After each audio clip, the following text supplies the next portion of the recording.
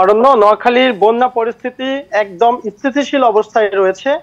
আমি যেখানটাতে দাঁড়িয়ে আছি এটি একটি নোয়াখালীর আঞ্চলিক সড়ক। আপনি দেখতে পাচ্ছেন যে আঞ্চলিক সড়কে এখনো কিন্তু গত 15 দিন যাবত এই সড়কটি পানিতে ডুবে আছে। আর যেহেতু এই সড়কটি পানিতে ডুবে আছে, স্বাভাবিকভাবে সহজে ঢালা করা।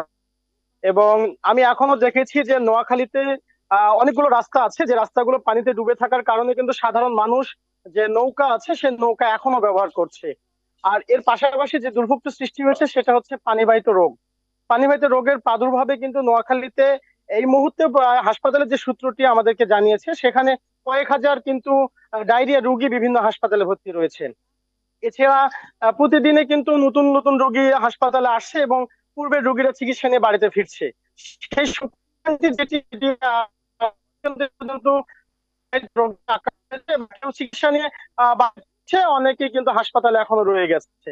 এছাড়া নোয়াখালীতে প্রায় এ পর্যন্ত 255 জন কিন্তু সাপে কাটা রোগী হাসপাতালে বিভিন্ন সময় ভর্তি হয়েছে এবং অনেকে চিকিৎসা পাচ্ছে, অনেক থেকে চলে গেছে। আর সবচেয়ে যে বড় বিষয়টি এখন দেখা দিয়েছে সেটি হচ্ছে বন্যার শুরুতে যে পরিমাণ ত্রাণ সরবরাহ করা হতো বিভিন্ন প্রান্ত থেকে, দেশের বিভিন্ন প্রান্ত থেকে ত্রাণ নিয়ে যারা আসতো, সেই সংখ্যাটা নেই। শুধুমাত্র যারা বাসিন্দা আছে তাদের প্রচেষ্টা এবং এই অঞ্চলে যারা প্রবাসী আছে তারা কিন্তু সার্বিকভাবে সহযোগিতা করে আশ্রয় কেন্দ্রগুলোকে এখনো টিকিয়ে রেখেছে।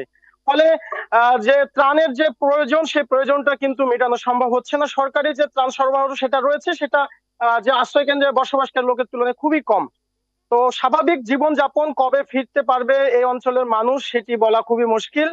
এবং খালের পানি যেহেতু নিষ্কাশিত হচ্ছে না, পানি প্রবাহিত হচ্ছে না, সেহেতু পানিবন্দী মানুষের দুর্দশা যত দিন যাচ্ছে তত বেশি হচ্ছে। অরণ্য।